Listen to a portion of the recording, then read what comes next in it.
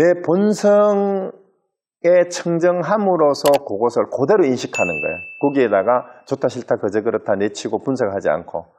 그래서 이게 삼업, 아까 얘기했잖아요. 신구이 삼업으로 여러 가지 변화신을 보인다라는 얘기가 뭐냐 하면 그때마다 색깔을 보든 소리를 듣든 맛을 보든 뭐 촉각을 느끼든지 간에 그때 응하는 게 행동으로 나타나잖아. 생각하고 말하고 행동하는 것으로. 그때 행동이 그때 나타나니까 여러 가지 모습으로 나타나니까 변화신이라는 말이 이제 모든 중생들의 모습이 있는 그대로 부처의 일과 다름이 없다라는 게 되는 거예요. 요게 화신은 1100억 화신이란 말을 하잖아요. 1100억이라는 말이 숫자가 앞에 1000 곱하기 100 곱하기 억이에요.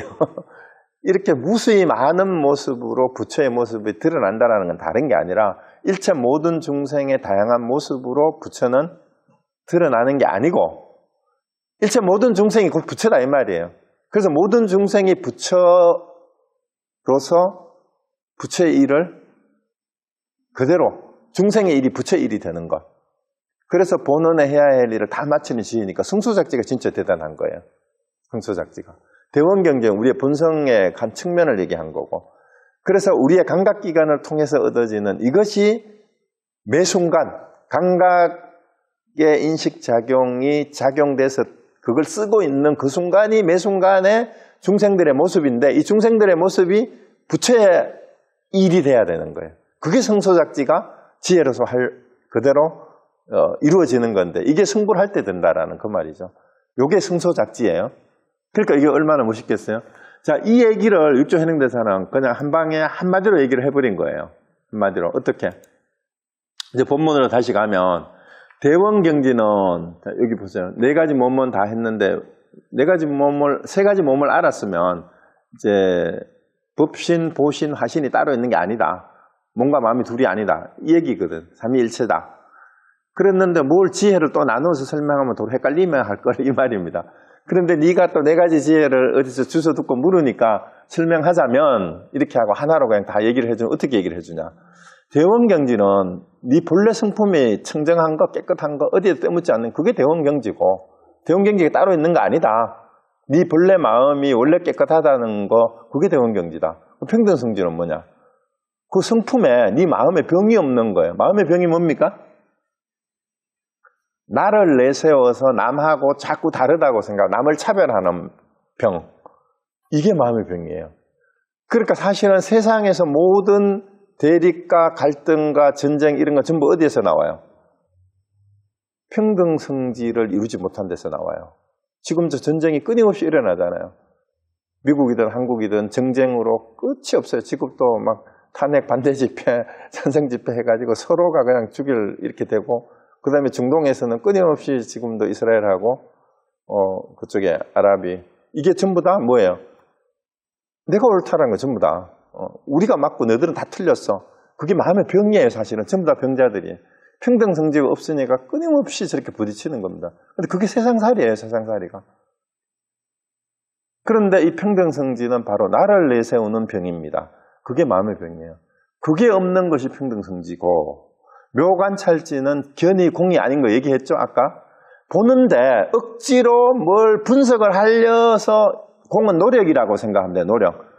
뭐를 딱 보는데 억지로 분석을 하고 종합을 하고 뭐 노력을 분별을 하지 않더라도 저절로 알게 되는 거, 저절로 보이는 거, 그게 묘관찰지예요. 그게 통찰이에요. 그러니까 견이 공이 아닌 것 이렇게 돼요. 보는 것을 일부러 억지로 나누어서 보지 않는 거, 억지로 애써서 노력해도 저절로 보여지는 거, 그게 묘관찰지입니다. 성소작지는 다시 거꾸로 둥근 겨울이라고 해버렸어요. 대원경지하고 같이 연결.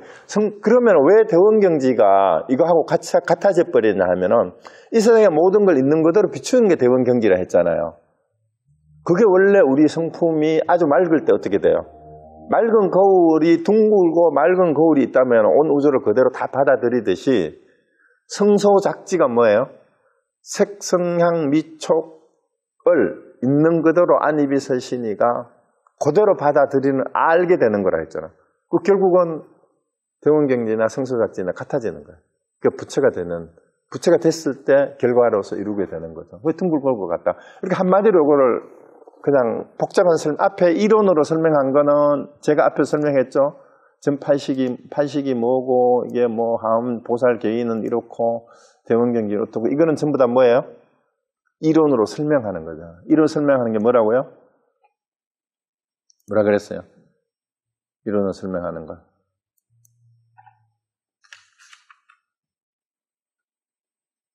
앞에 뭐라고 나왔잖아요. 허겁지겁 달리며 구하는 자가 온종일 떠드는 보리. 그게 지금 앞에서 설명하는 이런 거예요. 이런 거는 이론이에요, 이론. 이런 거를 안다고 막 지식을 자랑하고 있으면 한순간도 대원경기나 평등성지나 물관찰지나 성조작지가 되지도 않으면서 평등성지도 되지 않으면서 정의를 부르짖고 자유를 부르짖고 평화를 얘기하고 하는 게 전부 다 가짜들이야, 가짜들. 달리 가짜, 정치적인 의미의 가짜라는 뜻이 아니라 전부 다 사이비라는 뜻이지. 그러니까 사이비 종교인들이 거기에 나가서 설치는 거야. 평등성지가 없는 거죠. 그 하나만 판단하시면 돼요. 평등성지가 있는 제대로 된 성직자라면 제대로 회개한 전식이라 그랬잖아요. 전식. 회개를 제대로 했는 인간들이 거기에 나가가지고 반대한다, 찬성한다 이러면서 상대방을 폭력으로 제압을 하려고 하겠어요?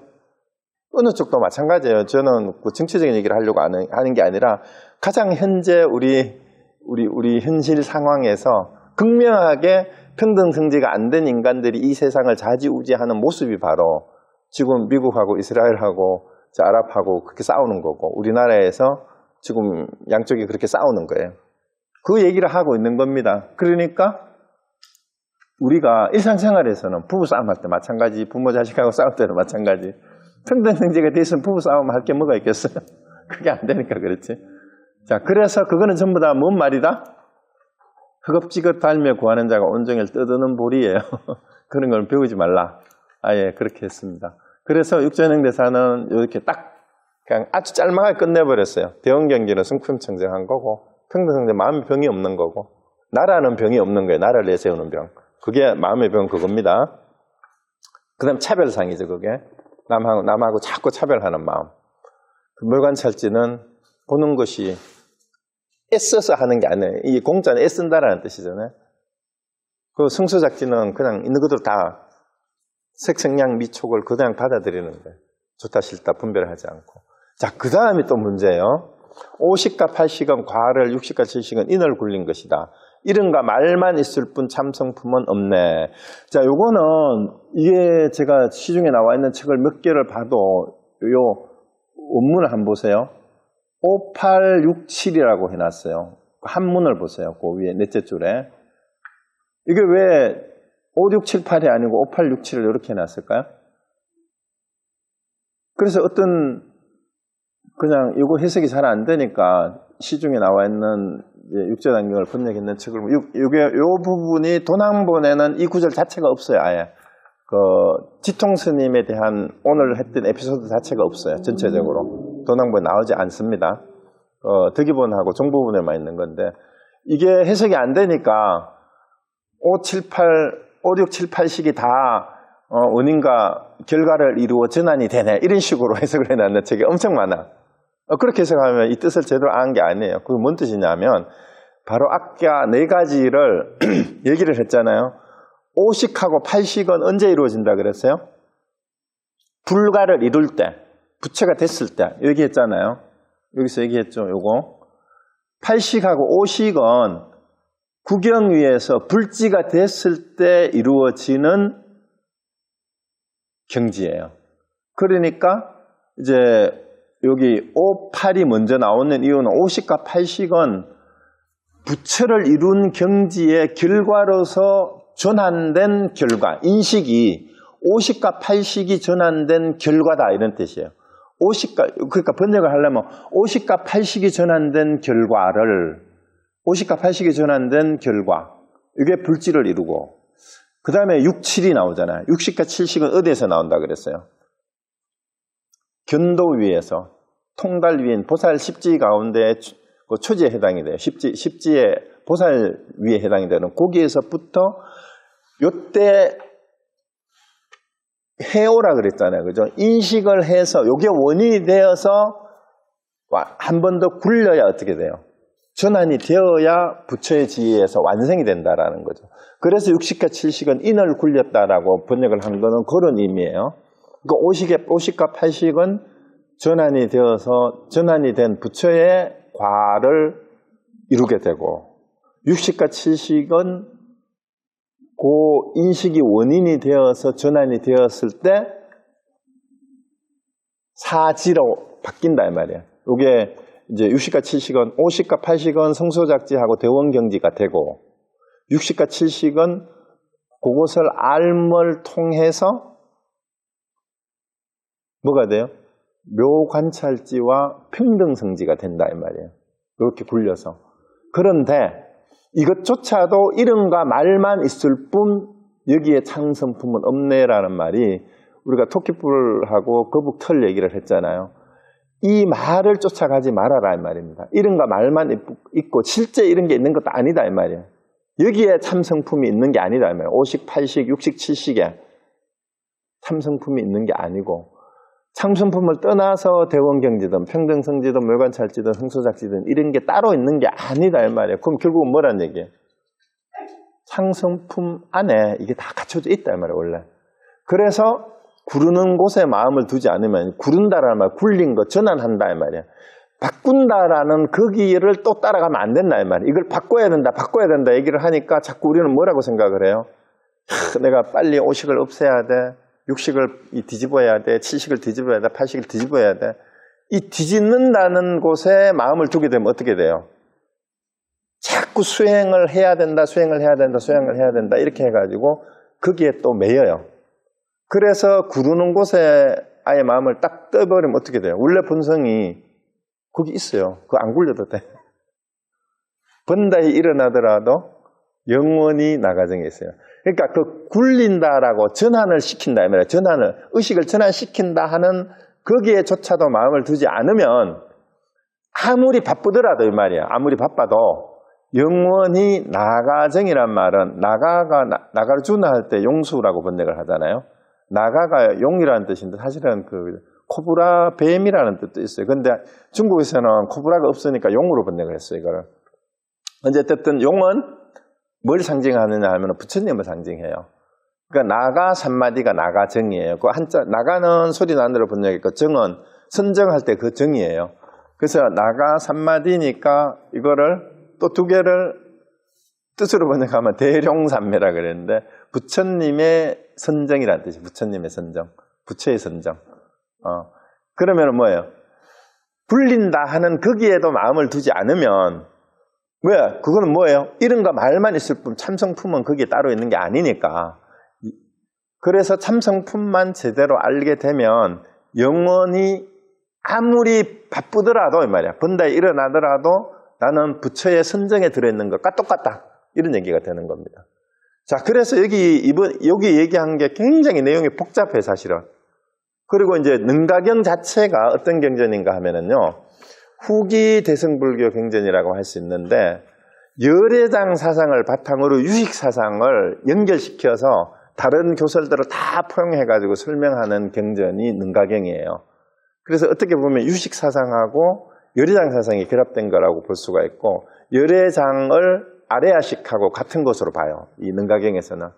그래서 이 능가경의 초기 중국 선사들도 능가경을 인용을 많이 했는데 이 능가경에서 이제 무슨 내용이 나는가 하면 선을 분류하는 네 가지 우부소행선이니 관찰의선이니 반려선이니 열애선이니 이런 말이 능가경에 처음 나오고요.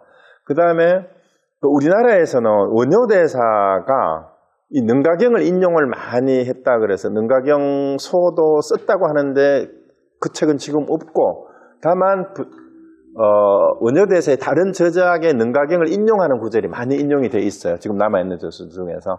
그래서 이 능가경의 내용은 일단 유식 사상과 열애장 사상이 결합되어서 다른 여러 가지 불교 사상이 쭉 하나로 회통시키려고 하는 그러한 경전이 능가경이다라고 알고 있으면 되고요. 그 다음에 능가경의 내용은 이제 부처님이 나바나 왕이라고 하는 사람의 이제 요청을 받아들여가지고 랑카로 갔대요. 랑카.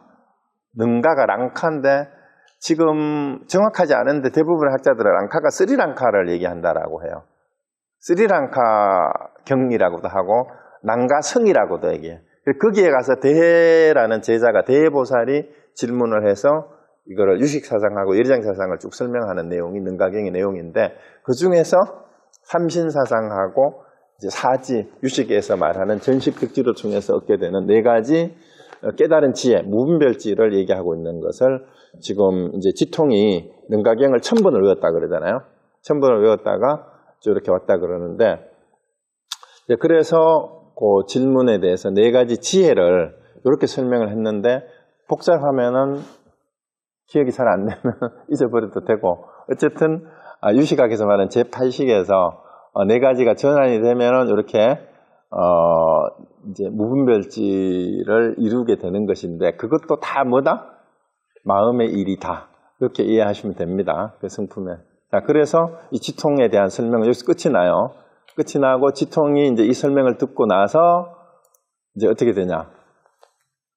네, 어떻게 되냐 하면 이제 그 개송을 바칩니다. 세 가지 몸이 원래 나의 몸이고 이제 이 본문을 듣고 나서 네 가지 지혜는 본래의 밝음이라. 이제 지통이 이제 육조해능대사의 가르침을 듣고 이렇게 바로 깨닫습니다. 세 가지 몸이 원래 나의 몸이고 네 가지 지혜는 본래의 밝음이라. 몸과 지혜가 원융하여 걸림이 없으니 만물의 응함의 행세에 따라 맡기네. 수행을 일으킴이 모두 망령된 움직이며 무물음을 지키는 것도 참다움이 아니네. 묘한 뜻을 스승으로 인하여 깨치니 마침내 물들었다는 이름도 없네. 자, 여기 한번 보세요. 이 개송이 끝내주는 개송이에요. 지통이 이제 가르침을 듣고 나서 깨닫고 이 개송으로서 스승의 가르침에 이렇게 깨달았다라고 얘기하는 거잖아요. 그러니까 세 가지 몸이 이제 법신, 보신, 하신이 원래 나의 몸이고 내 안에 본래 성품일 뿐이고 그 본래 성품을 가지고 있는 나의 몸. 네 가지 지혜도 나의 본래 마음이 밝은 것을 네 가지 지혜라고 얘기할 뿐이다. 그리고 몸과 지혜가 따로 있으면 안 되잖아요. 원융하여 걸림없으니. 그러니까 원효대사도 이걸 가지고 온 이유를 알겠죠. 능가경을 많이 인용한 이유가. 그리고 만물의 응함에 그러니까 일체 만물의 이게 승소작지에서 나오는 거잖아요. 일체 만물에 응해서 그때그때 수연행하는 거예요. 형세 따라 맡긴다는 뭐 인연 따라 그대로 다 이루어지도록 하는 거고 수행을 일으키면 모두 망령된 이게 뭐뭐를 억지로 해야 될 게 없다 이 말이에요. 수행을 일으키는 게 모두 망령된 움직임이다. 그리고 머무름을 지키는 것도 참다움이 아니네.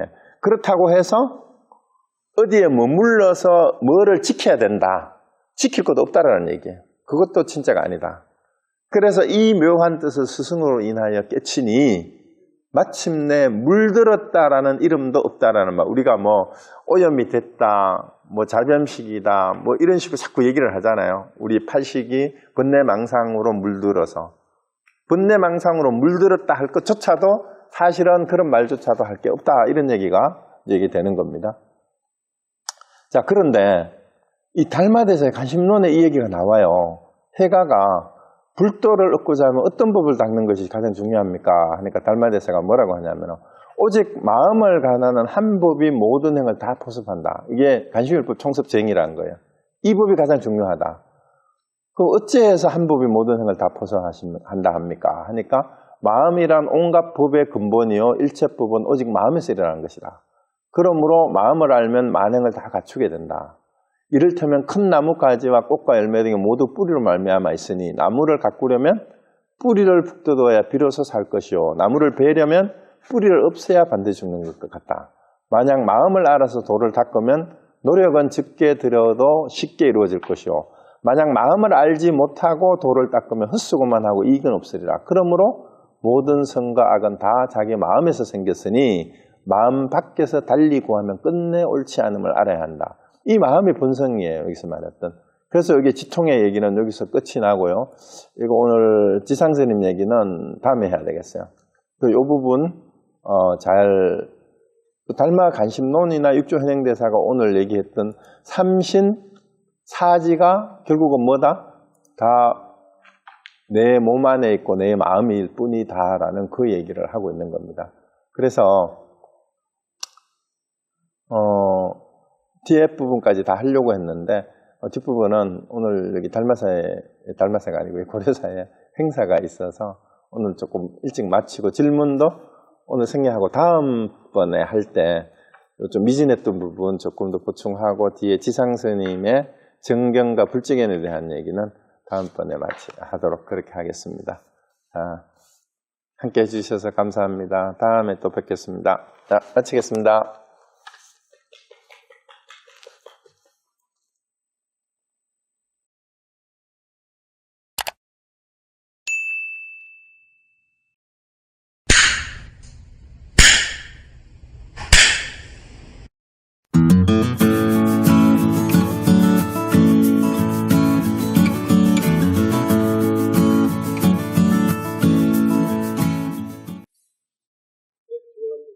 네, 안녕하세요. 반갑습니다. 네. 지난번에 우리 10번째 강의를 조금 준비해놓은 원고보다 조금 일찍 마쳤는데요. 지난번 했던 내용이 지통스님이 삼신사지에 관해서 능가경에 나오는 내용의 질문을 했었는데요. 이제 사지에 대한 내용이 이제 우리 유식 사상에서는 전식득지라고 해서 우리 이제 전오식과 육식, 칠식, 팔식이 전환을 이루어서 이제 지혜로 바뀐다라는 그 내용이 핵심이었는데 그게 4개가 이제 팔식이 전환이 되어서 대원경제가 되고 그 다음에 칠식이 전환이 돼서 평등성제가 되고 육식이 전환이 돼서 물관찰제가 되고 그 다음에 전오식이 이제 안입이 설신식이죠, 그죠? 그게 전환이 되었을 때 성소작제가 된다고 그랬는데 여기에서 제일 사실은 현실적으로 중요한 게 성소작지예요. 뭐냐 하면 이제 물관찰제하고 이게 이제 육식이 우리가 분별작용의 총체를 육식이라고 할 수 있는데 우리가 말하는 그냥 의식이에요. 그리고 성소작지는 안입이 설신을 통해서 눈, 귀, 코, 입을 통해서 들어오는 모든 인식작용이 그대로 지혜로 연결되는 것이니까 구경에 의해서 이루어진다 그랬는데 근데 이 4가지를 이렇게 나누지만 육조현행대사 말씀이 뭐였어요? 결국은 다 마음의 일일 뿐이다. 그리고 뭐 하음에서하고 유식에서는 뭐 52, 41, 65, 이렇게 나누지만 결국은 이제 지통도 그 설명을 듣고 나서 깨달아서 바친 개송에도 그거 나오잖아요. 3가지 몸이 원래 나의 몸이고 4가지 지혜도 본래 내 마음이다. 마음이 밝음이다. 그래서 몸과 지혜가 원흉에 걸림이 없는 그것이 진짜 이제 참다움이다는 그 얘기를 했고요. 그래서 이제 보충 설명을 위해서 마무리로 말씀을 드렸던 게 결국은 우리 달마대사도 간심론에서 말씀하셨던 것처럼 간심일법 첨서제행이라는 이 말이 마음을 가나는 한 법이 모든 행을 다 포섭한다. 그리고 마음이란 온갖 법의 근본이요 일체법이 오직 마음에서 일어난 거다. 그러므로 마음을 알면 만행을 다 갖추게 된다. 이런 얘기였습니다. 그래서 여러 가지 뭐 팔식을 나누고 하지만 다 마음의 일이다라고 이렇게 그냥 얘기를 해버립니다. 자, 그럼 오늘 이어지는 그 다음에 이어지는 내용도 이거하고 일정한 관련이 있어요. 그러니까 우리가 불교 공부를 하면서 놓치지 말아야 되는 일이 사실 가장 쉬우면서도 가장 많이 듣고 가장 간단한 게 다 마음의 일이다라는 겁니다. 그게 함경에서 일체유심조라는 말로 표현이 됐던 건데요.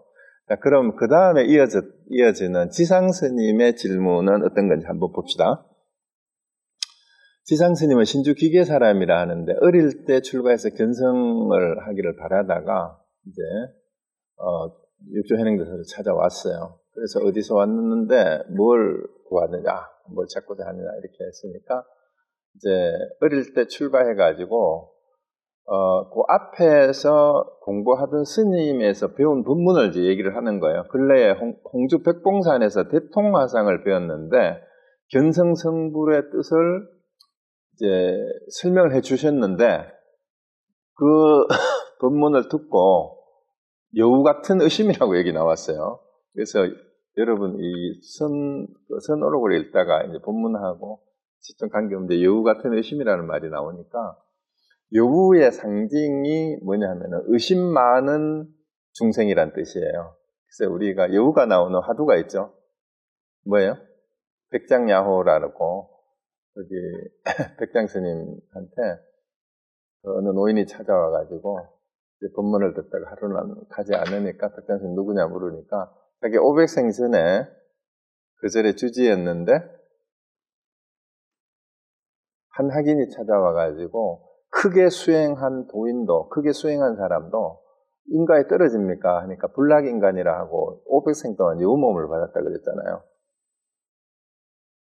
그래서 이제 스님께서 한마디를, 저 대신 한마디를, 일전어를 하자, 한마디를 굴러주셔서, 이 전자가 나왔어요. 전식이라는 말을 했는데, 한마디 굴려서 저를 여우 몸에서 벗어나게 해주십시오 하니까, 이제 백장 스님이 그랬잖아요.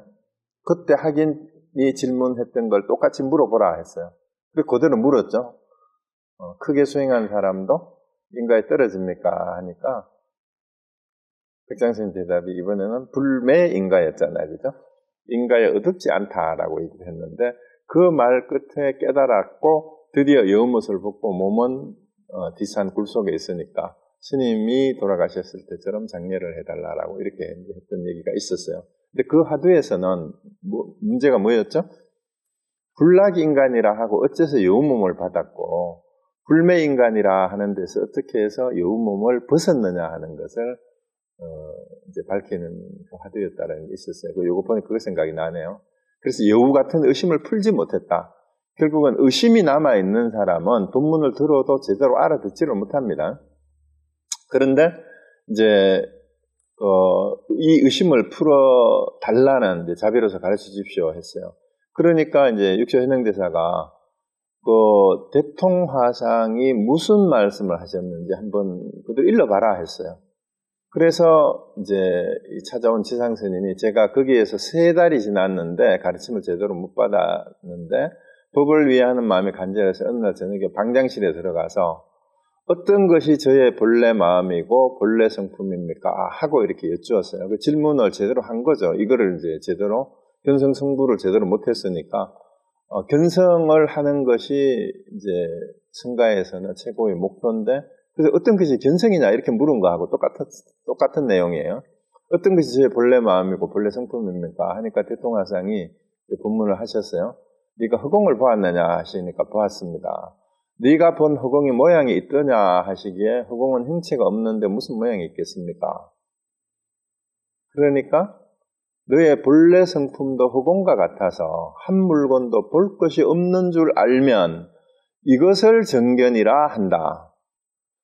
그 다음에 한 물건도 알 것이 없음을 알면 이것이 참되게 아는 것이다 해서 그 위에 원문을 보면 정견하고 진지라고 표현했어요. 참되게 아는 것은 진지, 참암. 푸르고 노란 것, 길고 짧은 것이 없고 다만 본원이 청정하고 깨달음의 본체가 뚜렷이 밝음을 보는 것이 곧 경선성불이며 의례지견이다. 이렇게 본문을 했다는 거예요. 여러분 어떠세요? 이 구절을 들으시면? 지금 대통화상의 그 답변이잖아요. 어떤 것이 본래 마음이고 성품이냐 하는 질문에 대통화상이 답변을 이렇게 하셨어요. 근데 대부분 이제 이렇게 설명하는 걸 듣고 여기에서 의심이 생깁니까? 의심이 풀립니까? 아니면은 무슨 말인지 모르겠어요. 얘기가 그럴듯합니까? 어떤 것 같아요? 근데 사실 제가 생각하기에 오늘 이 부분이 우리가 그냥 책을 대충 보다가 보면은 이런 말을 이 본문이 굉장히 괜찮은 본문인 것 같아서 그대로 받아들이거나 밑에 쳐놓고 이거를 그냥 받아들이는 경우가 굉장히 많아요. 근데 이제 뒤에서 육조현행대사가 지금 요 대통화상이 답변했던 데에 무슨 문제가 있는지를 정확하게 지적을 합니다. 근데 이 지적을 하는데도 이해를 잘 못할 수가 있어요. 지금 얼핏 보면은 여기 아무 문제가 없는 것 같아요. 아주 본문이 좋은 것 같죠? 허공을 봤느냐, 허공이 모양이 있더냐 하니까 허공이 형체가 없는데 어떻게 보겠습니까? 그러니까 마음도 이와 같다. 너의 본래 성품도 이와 같아서 한 물건도 볼 것이 없는 줄 알면 이게 정견이다. 맞는 것 같아요? 한 물건도 볼 것이 없는 줄 알면, 우리가 반야신경도 공부하고 다른 선사어록이나 이런 걸 많이 보고 듣다가 하다가 보면은 한 물건도 깨달을 것이 없다. 이게 마치 이제 맞는 것 같아요. 자, 그런데 여기에 무슨 허물이 있는가? 그 다음에 한 물건도 알 것이 없음을 알면 이것이 참되게 아는 것이다. 이렇게 얘기를 했어요. 그래서 이제 푸르고 노란 것이라는, 길고 짧은 것이라는 건 뭔 말이에요? 이런 것이 없다는 거예요, 원래. 다만 본원이 청정하고 깨달음의 본체가 뚜렷이 밝음, 그것뿐이다. 그리고 그걸 보는 것이 견성성불이고 그게 예리의 지견이다. 이렇게 얘기를 했어요. 자, 그런데 육조 현행대사의 답변을 한번 보십시오. 제가 비록 이 말씀을 들어서는 확실히 알지 못했사오니 화상께서 열어 보여주십시오. 그러니까 그 말씀을 들었는데 내가 아직 잘 모르겠습니다. 이 말이에요. 그런데 참 다행이죠. 이 지상 스님이 이거에 제대로 알지 못했다라는 거는 뭔가 분명하지 않다는 거예요. 그러니까 이제 조사께서 육조 현행대사죠. 그 스님의 말씀에는 아직도 보는 것과 아는 것이 남아있다. 그래서 너로 하여금 요단하지 못하게 한 것이다. 내가 이제 너에게 한 개성을 보이겠다. 여기 잘 보세요. 대통 스님의 그 본문하고 육조 현행대사의 본문이 무슨 차이가 있는지를 읽어도 헷갈리는 경우가 많아요. 그리고 제가 시중에 나와 있는 해설서를 보니까 해설서도 육조 현행대사가 분명하게 대통화상의 지적을 하고 있는데도 해설이 대통화상처럼 하는 해설이 많아요. 그게 뭔 뜻이냐면 한 법도 볼 것이 없다는 견해를 남기는구나. 크게 뜬구름에 해를 가리는 것 같다. 이건 이제 비유고 이제 앞부분의 핵심 내용이에요. 자, 앞에 걸 다시 보세요. 자, 허공은 행체가 없는데 무슨 모양이 있겠습니까? 그러니까 너의 본래 성품도 허공과 같아서 한 물건도 볼 것이 없는 줄 알면 이것이 정견이다. 요 내용이에요, 요 내용. 한 물건도 볼 것이 없는 줄 알면 이것이 정견이다 이랬는데 육조현행대사는 뭐라 그랬어요? 한 법도 볼 것이 없다는 견해를 남기는구나. 요거예요. 한 법도 볼 것이 없다. 그 없다는 데 떨어졌다 이 말입니다. 그 다음에 두 번째는 한 법도 알 것이 없다고 하는 헛됨 아름아리를 지키는구나가 그게 뭔 말이에요? 그게 앞에서 대통화상이 얘기했던 한 물건도 알 것이 없음을 알면 이것이 참되게 아는 것이다. 이걸 진지라고 했어요. 진지. 대통화상은. 그런데 육조현행대사는 뭐예요? 한 법도 알 것이 없다고 하는 것은 진지가 아니고 뭐예요? 공지라고 했어요. 이때 공지는 헛된 공연한 아름아리라는 뜻이에요. 헛된 아름아리로 저는 번역을 했어요. 헛된 아름아리를 지키는구나. 도리어 허공에 번개가 일어난 것과 같다. 그러니까 이제 뜬구름이 해를 가리는 것 같고 허공에 번개가 치는 것과 같이 이 대통화상의 이 말이야말로 사실은 쓸데없는 말이라는 얘기예요. 아직 덜 떨어진 견해라는 그 얘기입니다. 이런 지견이 그런데 육조현행대사의 이 본문은 완전히 너무 엄중합니다. 이런 지견이 잠시라도 일어나면 잘못 아는 것이니 어찌 방편인 줄 알겠느냐 이 말이에요. 이 방편인 줄 어찌 알까? 네가 한 생각 스스로 그릇된 줄 알면 자기의 신령스러운 강명이 항상 드러나리라 했는데요. 자, 여기서 지금 이 부분을 일단 대통화상하고 육조현행대사가 대통화상의 본문을 지적하는 부분을 일단 기억을 하고 뒤에 거 보고 나서 다시 설명해 드릴게요. 이 본문을 듣고 지상은 바로 마음이 열렸대요. 이제 알아들었어요. 그래서 개송을 지어 올렸는데 무단히 지견을 일으켜서 상에 집착해 보리를 구했네. 마음에 깨달았다는 한 생각을 두면 어찌 옛날의 미혹함을 넘으리오. 자성의 깨달음에 구는 바탕이 비침을 따라 잘못 흐르니 조사의 방에 들지 못하면 막연하게 두 가지만 키우리라 했는데 이 두 가지가 뭘까요? 네? 물론 두 가지가 있다 없다의 두 가지일 수도 있어요. 유무양변일 수도 있는데 구체적으로는 앞에 있는 걸 지적하는 건데 그게 뭐겠어요? 앞에 원문을 대통화상이 얘기했던 한 물건도 볼 것이 없다라는 거하고 한 물건도 알 것이 없다라는 건데 이게 뭐냐 하면은 위에 원문에 가서 보면은 뭐가 되겠어요? 묘무일물가견, 시명정견이라고 했던 요 견해예요. 요거 하고 그 다음에 료무일물가지라고 했던 요거죠. 요게 뭐냐 하면은 요거를 한마디로 하면 그 한자 한번 보세요. 그 앞페이지에 제가 화면에 띄워놓은 것 중에 네 번째 줄에 그 중간 부분에 묘무일물가견하고 요게 시명정견이라고 대통하상 이렇게 했어요. 그 다음에 요무일물가지 시명진지라고 이렇게 했는 요 부분인데 요 양두라는 얘기가 뭐냐면 앞부분을 두 글자로 줄이면 뭐가 돼요? 요 무일물가견, 한 물건도 볼 것이 없다라는 이 말이 뭐예요? 무견이라, 없다는 견해예요. 없다는 거고. 그 다음에 뒷부분에 요무일물가지, 요거는 무지가 돼요. 그래서 결국은 여기서 대통하상이 얘기했던 요 무일물가견,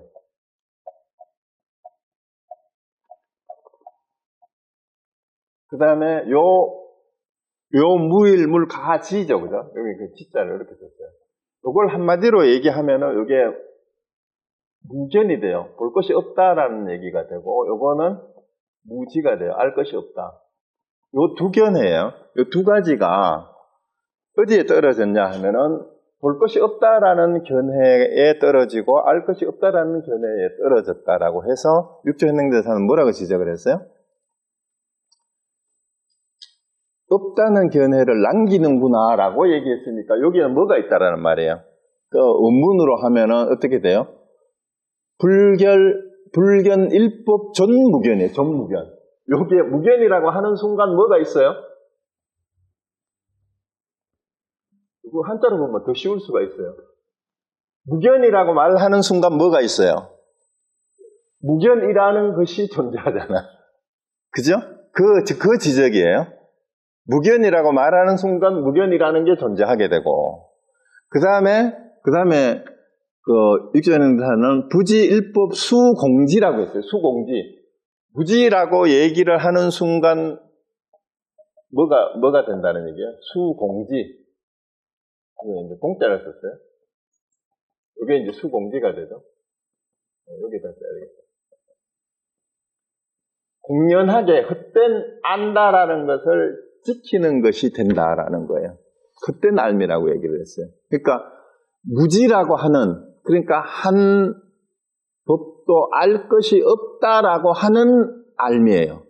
한 법도 알 것이 없다라고 하는 헛된, 잘못된 알을 지키려고 한다라는 것이 요거의 수공지라고 표현을 한 거예요. 육조현행대사는.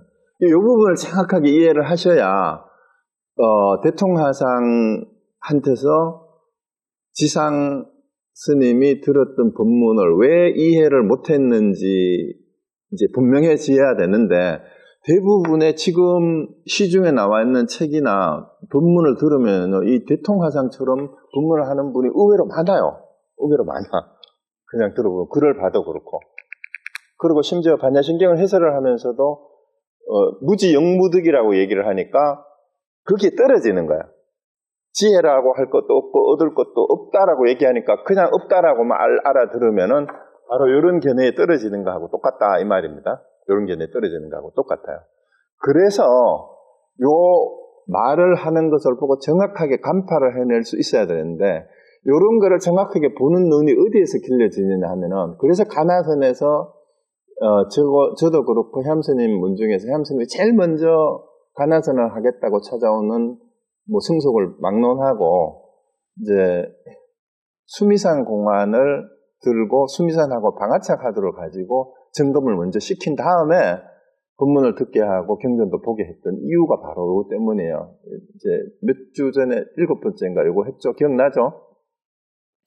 문스님께서 생각이 일어날 때 제가 일어난다고 하셨는데, 하기니 생각이 일어날 때 제가 일어나면 생각이 일어나지 않을 때는 어떻습니까? 하니까 문스님께서 제가 순산같이 크다고 하셨다 하는데, 요 내용이 똑같은 내용. 생각이 일어날 때 제가 일어난다 했는데, 생각이 일어날 때 제가 일어나면 생각이 일어나지 않을 때는 어떻습니까? 했잖아요.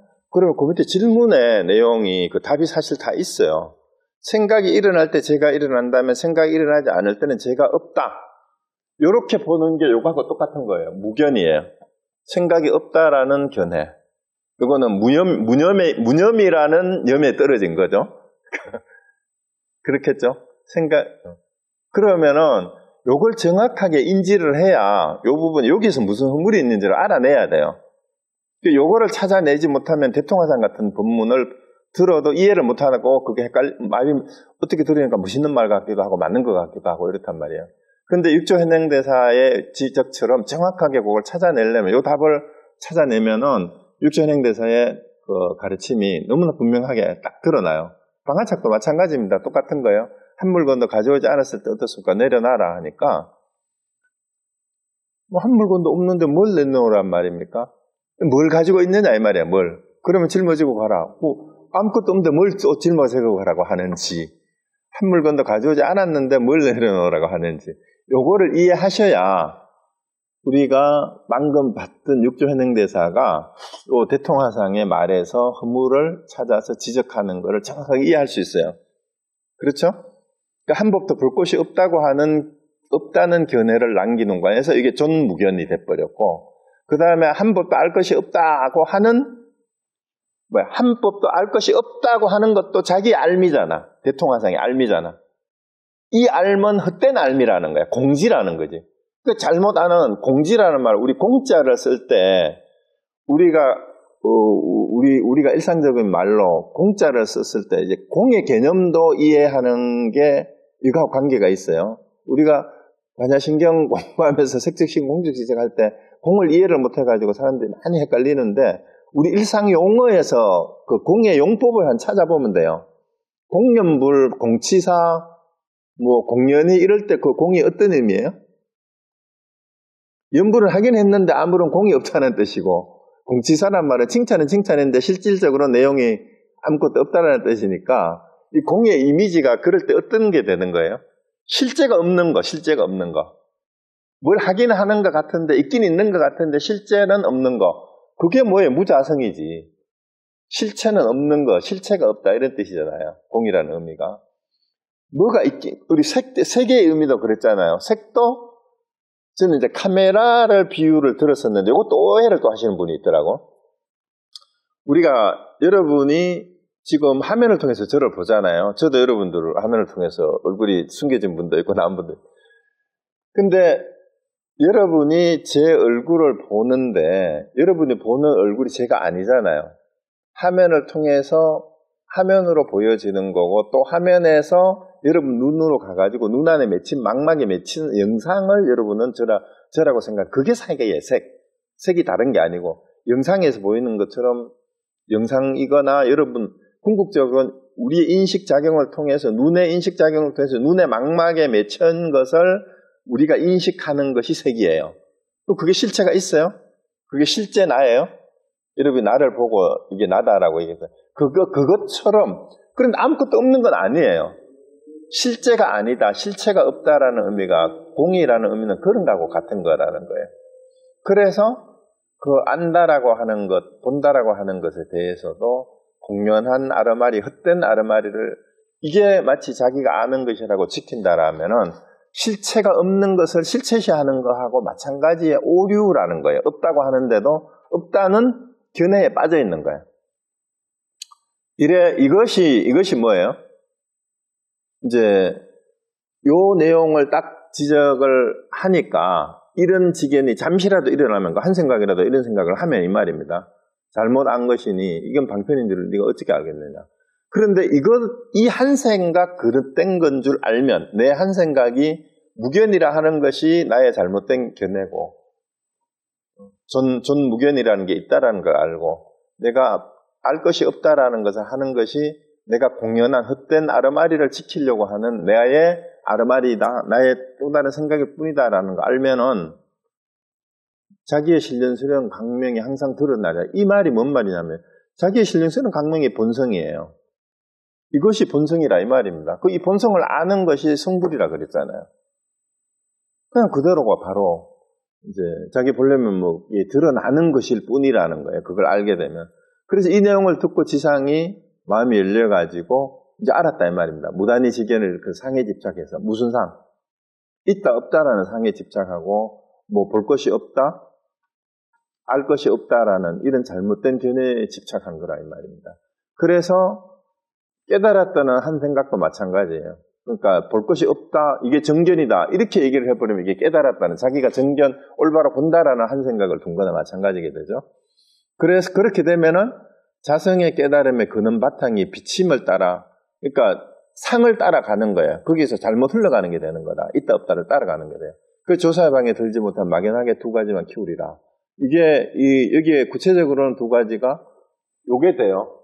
존무견하고 수공지를 지키는 것이 되고, 이제 유무의 두 개의 견해의 양극단에 떨어지는 건데, 초기 불교에서부터 유무 정도를 얘기했지 없다 있다를 얘기하지 않았다라는 게 있어요. 그래서 이게 이제 지상스님이 이렇게 얘기가 끝이 났어요. 근데 이것도 결국은 우리 앞에서 잠깐 봤던, 지난번에 마지막에 했던 간심일법이 총섭재행이라는 말, 모두가 마음의 일이라는 걸 정확히 이해를 하면 마음속에서 한 물건도 볼 것이 없다라고 했을 때의 그 마음의 작용이 뭔지를 정확히 지켜볼 수 있어야 된다는 그 얘기가 되고요. 그 다음에 이제 그러고 난 뒤에 이제 요 내용은 도당본에는 없어요. 도당본이 뒤에 것만 나와요. 뒤에서 이제 지상스님이 삼승법을 설하시고 나서 최상승을 말씀하시니 제자가 알지 못하니 가르쳐 주십시오. 그래서 이제 선종에 와서 이제 그 이전까지는 이제 부파불교 후기에 와서 이제 대승불교 운동하는 사람들이 앞부분에 그 부파불교의 일부 그 잘못된 견해를 소승이라고 폄하를 하기 시작하면서 소승 대승을 얘기를 하고, 그다음 부파경에 와서는 이제 성문 영각 보살승을 내세워서 또 삼승을 얘기를 하고 이러는데, 또 이제 선종에 와가지고는 특히 능가경이나 이런 쪽에 오면은 최상승 이런 얘기를 자꾸 해요. 그러니까 이 삼승을 설하고 최상승을 얘기하는 이유가 뭔지를 알려달라고 했는데, 육조에서의 답변입니다. 너는 자기의 본심만 보고 밖에 법상에 집착하지 말라. 법에는 네 가지 승이 없는데, 이제 결론부터 분명히 얘기해요. 삼승, 최부, 최상승이 원래 없다 이 말이에요. 법상에 집착하지 말아라. 사람들의 마음에 스스로 차별이 있는 거다. 듣고 외우기만 하는 것은 소승이고, 이게 성문이에요. 소위 말하면 성문. 성문이란 말도 거기에 나와서 소리만 듣는다 이런 뜻이죠. 듣고 외우기만 하는 것이 소승이고, 법을 깨달아 뜻을 알면 중승이며, 이게 영각승을 얘기하는 겁니다. 영계 이치를 깨달아 알았다라는 뜻이니까요. 법을 의지하여 수행하면, 그러니까 수행이라는 말 실천한다는 뜻이에요. 실천. 그러니까 보살, 이제 중생구제의 행을 실천하는 게 이게 대승인데, 이게 보살승이라는 말이나 마찬가지입니다. 법에 의지해 수행하면, 그대로 살면 이 말입니다. 실천하면. 그러니까 성문 영각의 의미는 어떤 의미를 이제 많이 이제 강조를 하는 게 되냐. 이론적으로만 알았다 이 말이 아직까지도.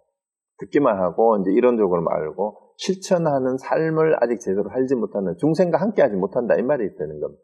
중생과 함께 하는 게 대승이고, 그래서 대승불을 중생구제로 먼저 내세운다 이런 말들이 여기서 나오는 건데, 그게 내가 구제를 해야 될 대상이 있어서 구제를 하는 게 아니라 내 삶 속에서 부처와 중생이 다름이 없다라는 걸 그대로 살아가는 모습이 수행이에요. 그 다음에 최상승은 뭐냐? 만법을 다 통하여 만법을 다 갖추었지만 일체에 물들지 않고 모든 법상을 여의어서 하나도 얻은 바가 없는 것.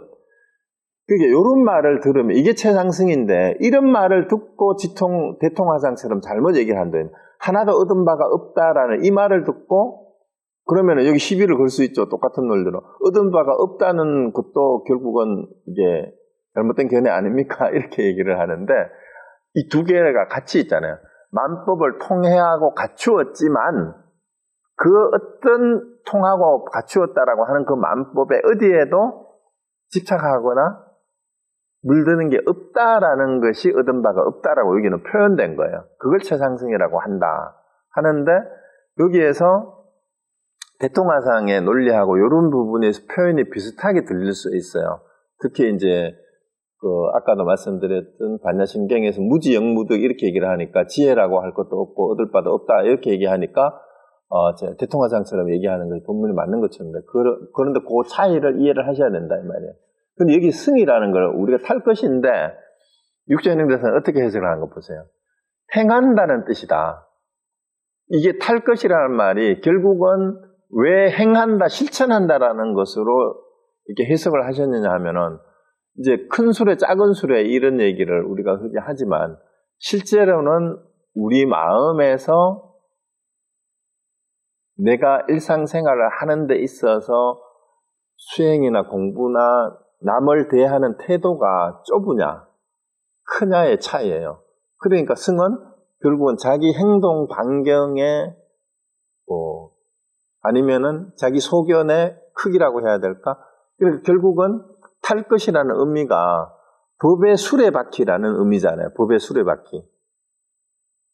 그래서 법의 수레바퀴를 굴리는데 그 법의 수레바퀴를 굴린다는 것 자체가 내가 법대로 산다라는 의미예요. 사실은 법의 수레바퀴를 전법을 한다는 의미도 있지만 포교나 전법은 누구에게 전달할 게 있어서 하는 것이 아니라 내가 삶을 그렇게 삶으로서 그렇게 사는 모습을 그대로 보여주는 게 뭘로? 신구의 삼업을 통해서.